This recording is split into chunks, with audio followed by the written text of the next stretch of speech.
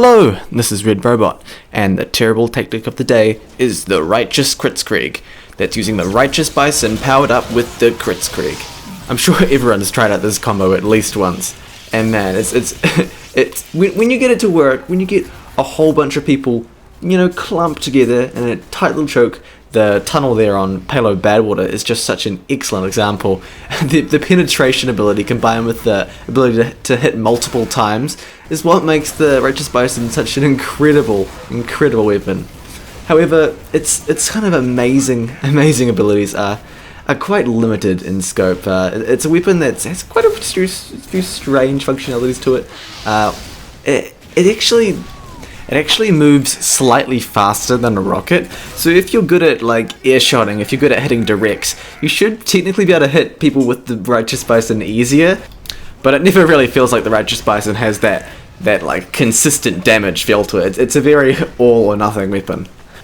In this gameplay you'll see I'm pairing it with a direct hit, and that's probably my favourite weapon to use with the Righteous Bison because it's so pathetic against buildings. If you really need to take out just a mini sentry or even just a regular sentry, even friggin' a teleporter, it's really nice to have that high damage of the direct hit to really take care of them. It would be really nice to be able to use the Cow Mangler with the Righteous Bison because it'd actually be quite a decent advantage to never have to go for ammo.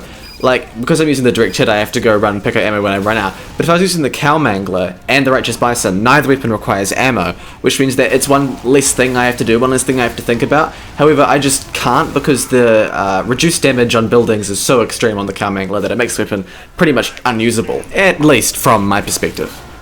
One of the best things about popping crits with the Righteous Bison is just the nature of the weapon. Because it can hit multiple times, it means that enemies running away from you will take more hits than they usually would, just due to the fact that they're basically running over your own shots, which means that if you pop crits and they're like, oh crap, gotta get out of here, they're just pretty much deciding their own fate, because they're going to be ending up taking a whole lot more damage than they would if they just had run forward straight at the weapon. I remember the changes to the Cow Mangler when the summer update hit. There's something along the lines of making it more similar to stock, as well as updating the visuals. They made the rockets a lot more visually obvious where they were, and changed some of the other effects, I think. And I reckon the Righteous Bison could really appreciate a change like that. The Righteous Bison bullets, or fire particles as they really are, kind of blend into the background and aren't very visually obvious or even visually appealing. The crits ones look okay. If they could maybe, I don't even change the crits ones to the normal ones and then make a different form for the crits ones, I don't know, that'd be pretty cool. It feels like the Righteous Bison just is kind of where it is right now in terms of its damage and in terms of the way it looks and functions in game.